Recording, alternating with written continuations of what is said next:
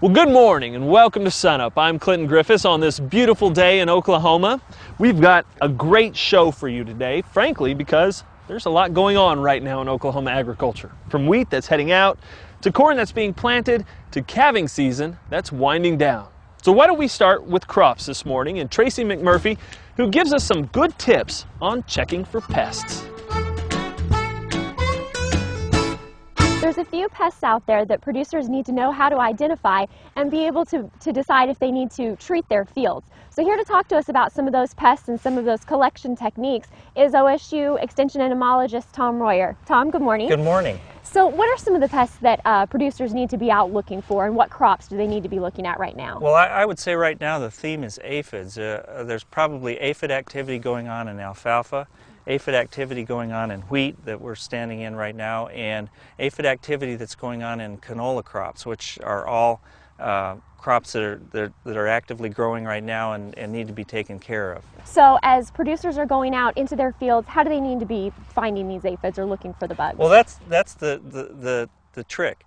We have different techniques depending on what field, what crop we're working in. Okay. For example, in wheat, we have a system of sampling that we call Glance and Go, which is just a presence-absence system. It's been developed here at OSU over the past 4 or 5 years, and it allows us to go into a field very quickly and determine whether a field needs to be treated or not based upon an economic threshold that the grower can have calculated ahead of time, and then just print off a form, go out and use that form in the field. The nice thing about that form is that it can be folded and fit right in their back pocket. Great, so really convenient. Yeah, very convenient. Okay. And the nice thing about it is they don't have to count aphids. All they have to do is count tillers that have aphids on them and keep track of the tillers that have aphids on them. Okay. And then this form will let them know whether they should do something with their field or whether they can get out of that field and move on to another field to check. So Tom, the technique's different in canola, right? Absolutely. Okay, great. Well, let's go take a look. All right.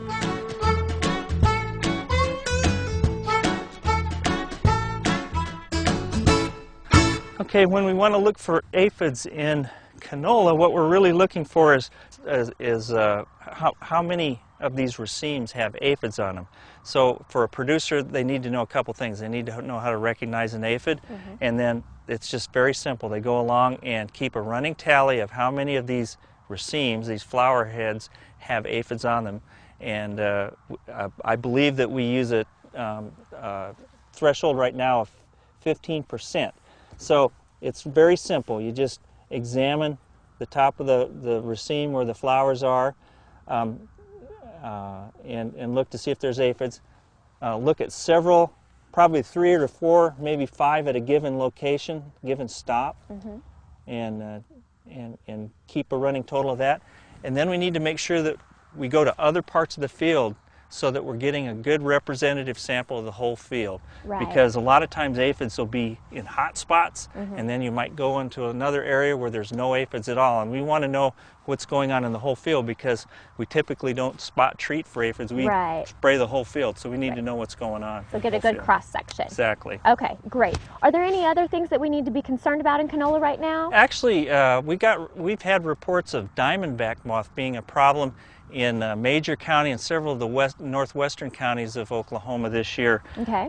And it can be a pretty serious pest as well. Okay. And we have a different technique for sampling for diamondback moth. Great. Can you show us that? Sure. This is probably something that a lot of producers and ranchers would have on their farm, just an old white bucket. And in this case, when we're looking for diamondback moth, a lot of times they'll be feeding on the leaves and the seeds and so forth. So we just have them in a 1 square foot area, take the racemes, and we call this a shake bucket method. Shake it out? Yep, and it just is a question, we knock everything off in the bucket. Okay.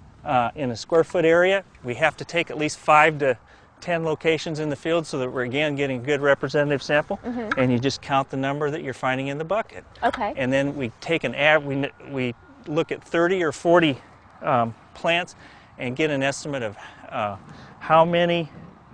I believe what we use is the number of diamondback moths per square foot. Okay. that's what we use to make a determination whether to treat or not. Okay, great. And when we're looking for aphids in alfalfa, there's some different techniques there, is that right? Yeah, we have another technique. So you have to have an arsenal of things if you got a lot of crops out there. Okay, well, would you be able to show us that? Absolutely. All right, let's go.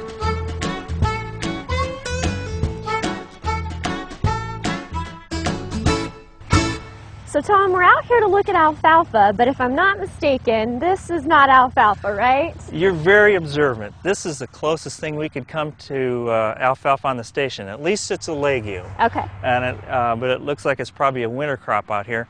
The thing is that it probably at least would support a lot of the same insects, and it will serve our purposes today. Okay, great. But you do know what you're talking about there. Thank you. Okay, so we're going to look for some aphids. Right. In alfalfa right now, alfalfa has 3 different aphids that are typically a problem. The spotted, the blue, and the pea aphid.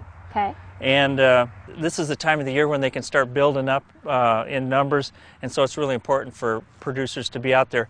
The spotted and the blue alfalfa aphid can really cause damage to the alfalfa. They have a toxin in their saliva that can cause problems. So it requires regular checking. Okay. And we typically use one of 2 techniques. You can use stem counts and the beet bucket like we showed before, or the sweep net here, which is probably preferable for experienced alfalfa growers because they can use it for a lot of other things as well. Okay, great. So I'll just go ahead and demonstrate the technique of sweeping. Okay. We typically do it in a figure-8 fashion. And we have to do different locations in the field. We typically take 30 sweeps at a stop. Okay. And we get through, 3, 4, 5, 6, You're going to kind of do it with purpose, right? Kind of get down in the plant? Yes.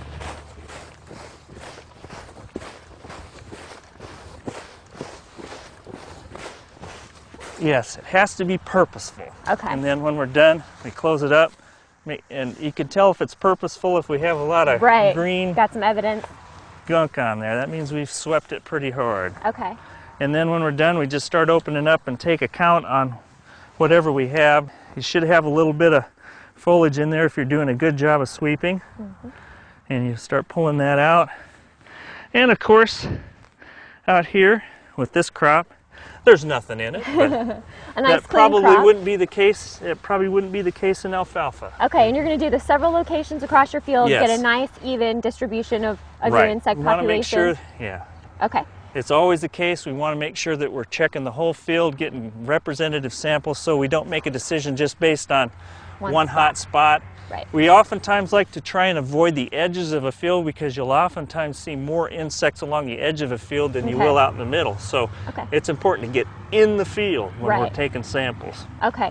So you've shown us some really great techniques for the different crops to look at insects.